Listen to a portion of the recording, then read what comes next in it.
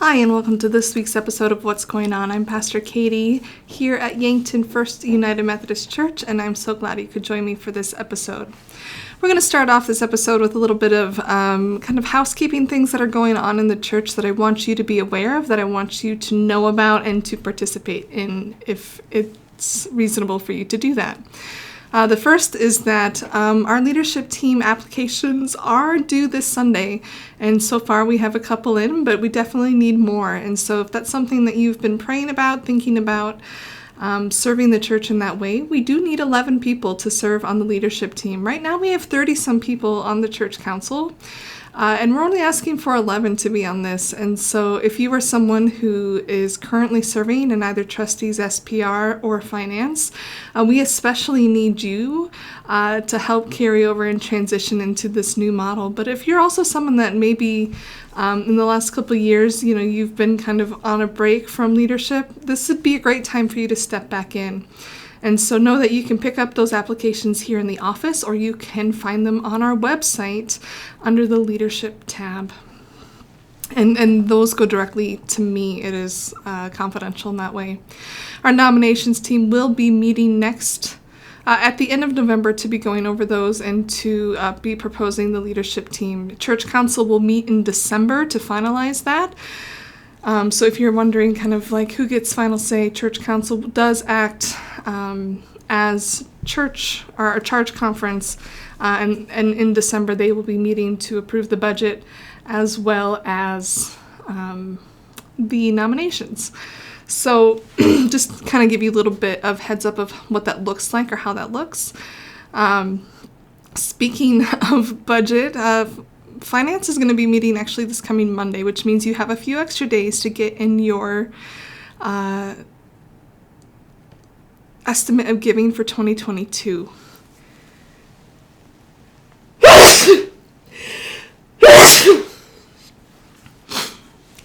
It is a really useful tool for our finance team as they look at the budget to be faithful in how we are budgeting and how we are projecting expenses for the coming year.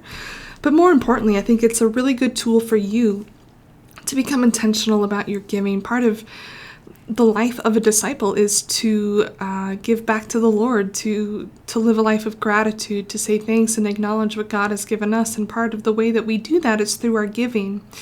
And so I think it's a helpful tool. It's a helpful opportunity for you or for you and your family to make some sort of commitment to say this is our intention for 2022.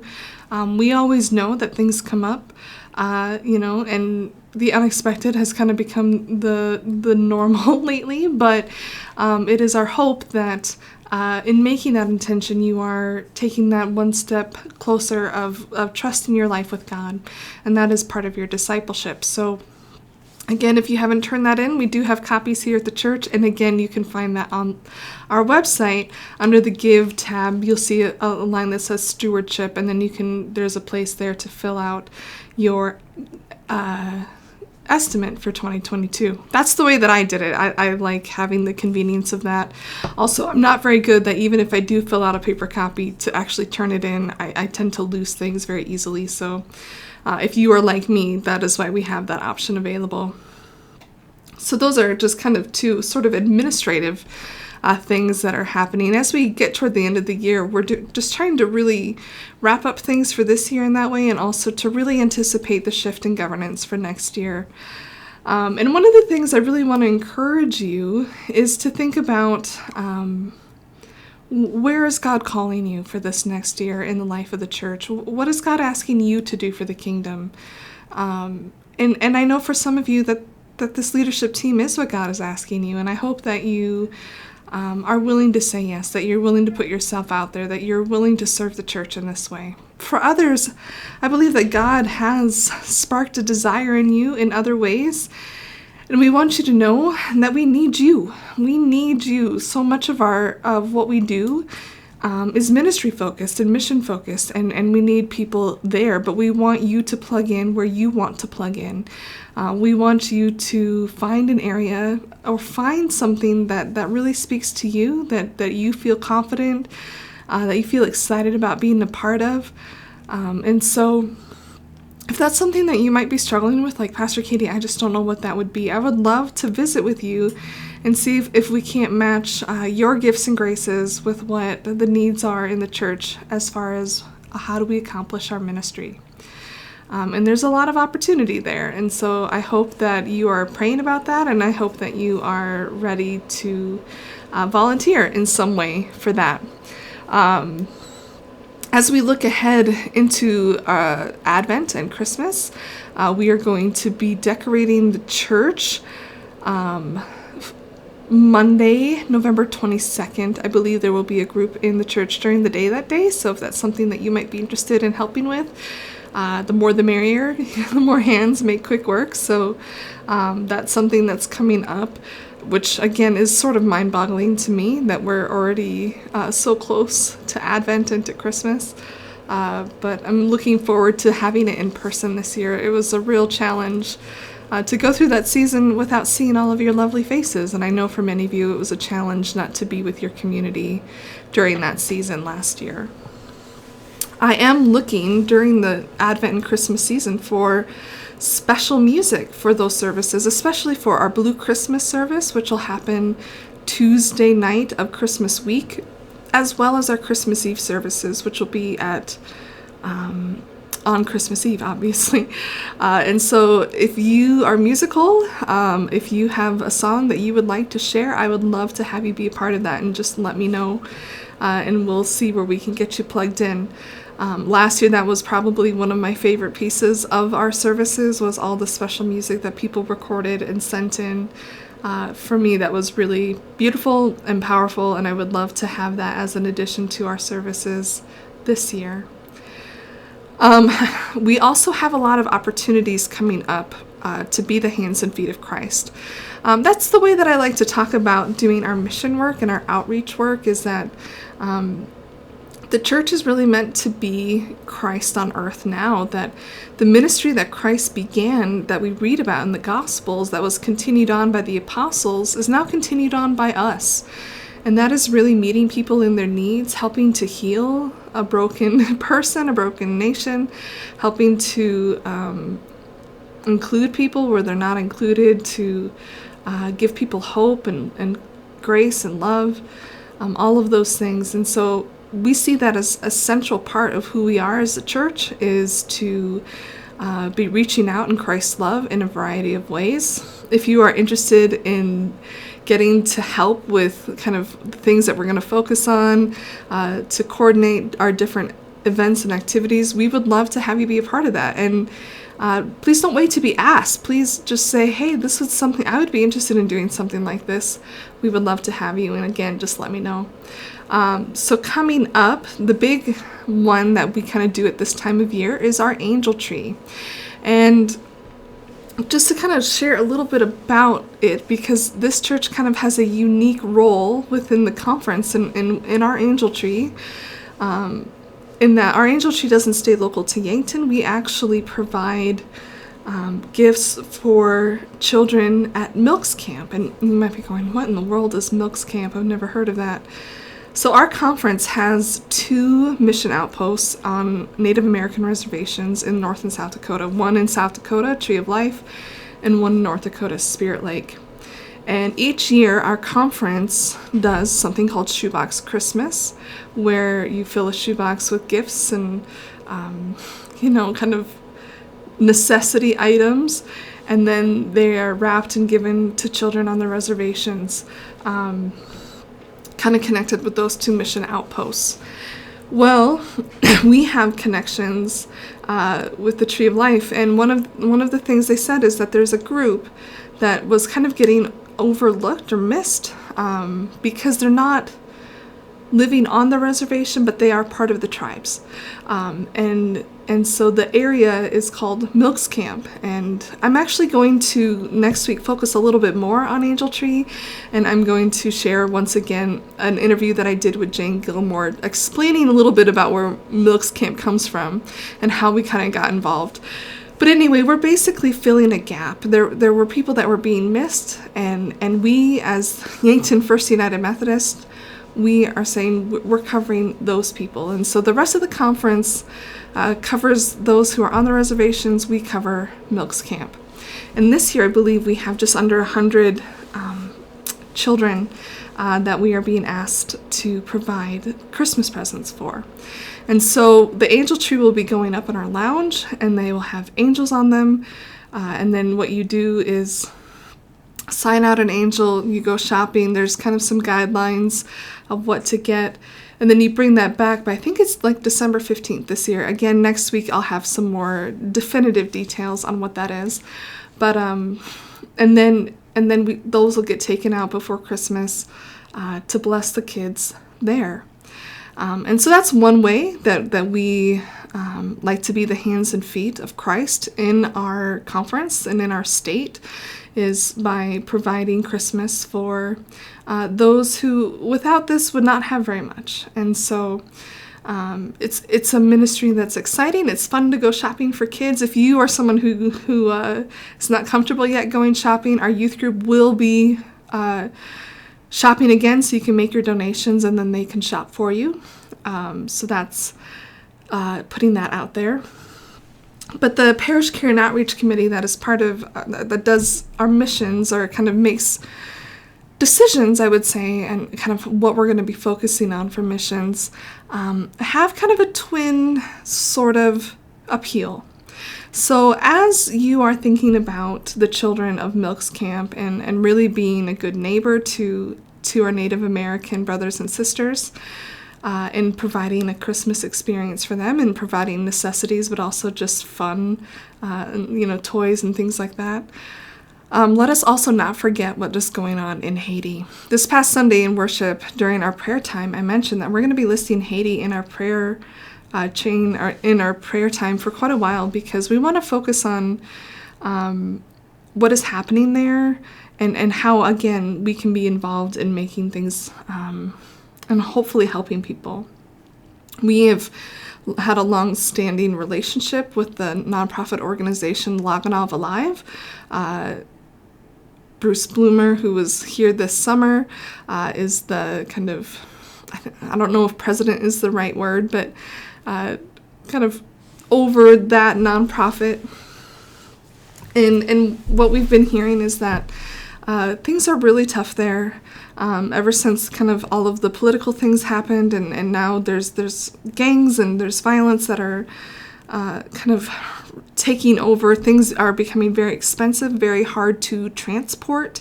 If you can transport things, if you can afford the gas to do so, if you think our gas prices are bad, it's like $20 a gallon in Haiti right now, and they don't have that kind of money. But even if you can transport it, oftentimes it gets intercepted, and so it's just very difficult to meet the needs of the people there right now. So first and foremost, they need our prayers, but also there's an encouragement and a challenge a bit, that as we are blessing the children of Milks Camp, may we also consider blessing the children of Haiti. One of the things we can do is send donations through Laganov Alive, and 100% of the donations that get sent through that go directly to the people of Haiti, to help make sure that especially the children there are having their basic needs met, that they are able to get their hands on food and shelter and clothing. And so one of the things we're going to be doing is for our Christmas Eve mission offering. So for our Christmas Eve services, we do take an offering. None of that is going to stay in the church. 100% of that is going to go actually to Haiti. And so one of the challenges that we have out there is, if you as a family want to sponsor a Christmas box for the children of Milks Camp for our angel tree, we 100% want you to do that. But we also want you to consider perhaps matching that donation to bless children in Haiti as well. And so that's something to think about. That's something to pray about. But I think we have been given much, and to those who have been given much, much is expected. And so I think this is one of the ways that we can truly be a blessing this Christmas season, again, to our neighbors nearby, and to our neighbors in Haiti. And so those are a couple of the things that are happening toward the end of the year. Also, December 30th, we're going to be serving the banquet here in town. And so there will be sign-up sheets coming up for that, for servers, for donations, for things like that. And so we haven't done that since I've been here, and so I'm very excited about that. That'll happen December 30th. And then in January, we are partnering with 2 other churches in town. Trinity Lutheran Church, also known as the Burger King Church. We all kind of like to joke about that. We're the Taco John's church, by the way. I don't know if you knew that. Trinity Lutheran began a ministry this year, a laundry ministry where once a month that they would, or maybe they do it twice a month, they go to one of the local laundromats and they pay for people's laundry. They provide the soap, they provide the quarters, they provide fabric softener or whatever you need, and people bring their laundry in because, again, that's something that can really add up. And if you don't have a lot of money, that might be one of the first things that doesn't get done, and that can have adverse effects, especially if you're trying to apply for jobs and all your clothes are dirty, or especially around flu and COVID season, we have extra need to have clean sanitary clothing. And so Trinity started this ministry, and I think in the process realized how big of a need this really was in our community. And so they reached out, and the UCC Church, United Church of Christ, has decided to partner in as well. And so they started this fall doing one Tuesday afternoon a month in order to, again, provide more opportunity. And then they invited us to partner with them because they felt like it is a big need. And maybe in partnering together as 2 churches, we would go every other month to make it possible for us to continue to offer this service. And so that's what we're going to be doing starting in January. January will be our month where we will have a Tuesday afternoon, I think it's like 4 to 7, where we will do we're not going to physically do their laundry. We'll be at the laundromat. We will pay for their laundry. We will provide the soap and the necessary tools so that all they need to bring are their clothes. I'm not asking anyone to touch anyone else's dirty laundry because, ew. But I'm really excited about this ministry. 1, because it's very clearly a need in our community. And 2, it gives us an opportunity to really have time to relate to people, to hear their stories, to understand what it is that they're dealing with and what it is that we can really be doing to help. I think so often we kind of get content with writing checks or making a donation, but we never really see the people who are impacted by that. And so I think it's really important as we look to missions that we are doing something, that we are forging relationships. One of the things that you may or may not know that we have in our church is that we do provide, we have Hy-Vee gift cards and gas cards, and every once in a while we'll provide a hotel stay or cover a bill for someone. And as we go throughout the year, I will see the same people 3 or 4 times in a year, who are just constantly struggling. And especially, again, with COVID, doesn't help anything, where they maybe can get on their feet and then something just knocks them back. But I feel like in doing that, and I'm glad that I get to do that in the name of our church, in the name of Jesus, I'm glad I get to do that. But I'm the only one who gets to have those relationships. I'm the only one who gets to hear those stories. I'm the only one who's having that kind of interaction. And I think the more that we can, again, see one another, we talked about that in our sermon, about how, people just want to be seen, how they don't want to be forgotten, they don't want to be overlooked, they just want to be remembered.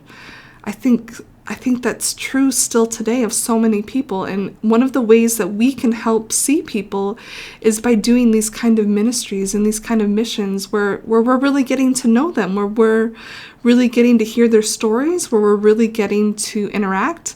And so the laundry mission and the banquet, those are really great opportunities for us to physically serve, to spend some time and some energy and some focus on the less fortunate right here in Yankton, and there are plenty. And so that's something I'm really excited about. If you are interested in kind of helping to support that ministry that we're going to be, so we will do it 6 times next year. Again, we'll go every other month with the UCC Church. We'll need donations of quarters. We'll need donations of laundry supplies, so detergent, fabric softener, dryer sheets, that kind of thing.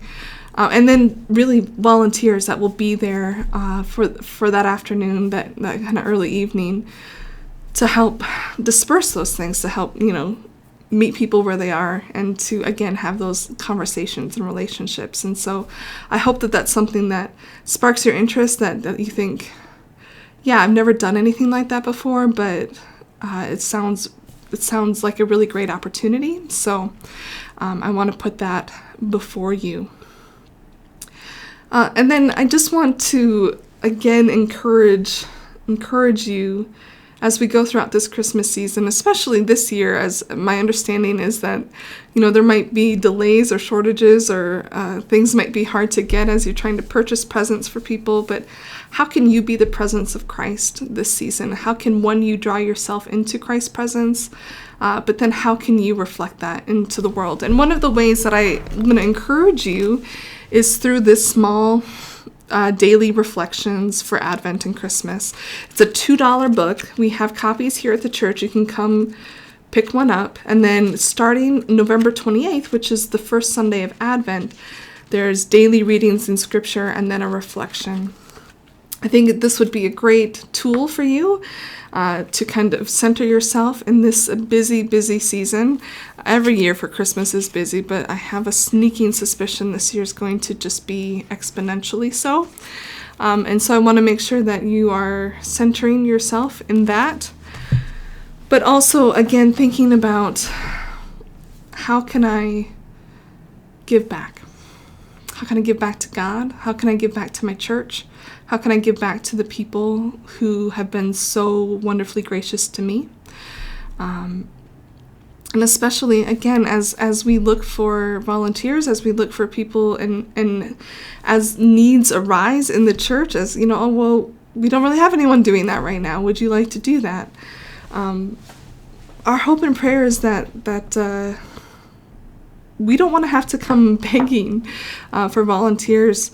We want to be able to be a place and to be an atmosphere where people feel empowered, that this is their church, that this is their community, that if they see a need, that they feel like, I can do something about that.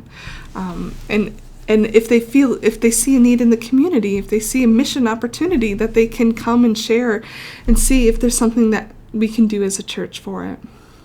It reminds me a little bit, as I know that was kind of one of the big anxiety producers about our new governance structure, was that we really do need to rely on people being willing to come forward, to be willing to volunteer, to not wait to be asked, or not wait to assume that someone else is going to do it or cover it, but to really take ownership of the church and the ministry that we have here. And it reminds me of kind of a silly story called Whose Job Is It Anyway? And this is a story about 4 people named Everybody, Somebody, Anybody, and Nobody. There was an important job to be done, and everybody was sure that somebody would do it. Anybody could have done it, but nobody did it. And somebody got angry about that because it was everybody's job. And everybody thought anybody could do it, but nobody realized that everybody wouldn't do it. It ended up that everybody blamed somebody when nobody did what anybody could have. Have you ever heard that before? Let's not assume that there's going to be someone else to do what God has called you to do. Let us not assume that the stirrings in your heart are meant for anyone else but you. There's a lot that we can do in this church, and I want you to feel called. I want you to feel enabled to do those things and empowered. And if you have questions, please, please, please, I'm always here. Well, that's not true. I'm not always here, but I'm here for you to contact me, and please know that I will get back to you as soon as I can if I'm not available in that exact moment. We want this to be a community of love and support and grace, in a place where people want to be, in a place where people want to serve, in a place when they feel like they're making a difference in the world, and that in doing so, they are also making a difference in their own lives. I believe that Christ has the power to do those things, and I believe that this is how he asks us to be involved in the kingdom. And the fact that we get asked to be involved in the kingdom at all is pretty amazing. And so let's not take that for granted. As we look to this season of generosity, the season of joy, the season of thanksgiving, let us remember what we are thankful for. Let us be willing to share of what we have, and let us be willing to continue to open our eyes, to see the people around us who maybe we have not wanted to see, to open our eyes to the needs that are here, to open our eyes to the needs around the world, and to know that we do have the ability to do something about it. That it starts with us. It starts with us saying yes. It starts with us being kind. It starts with us giving of ourselves. But imagine what it can do. I think that's pretty cool. So I hope that this episode brings you up to speed a little bit on life here at First United Methodist.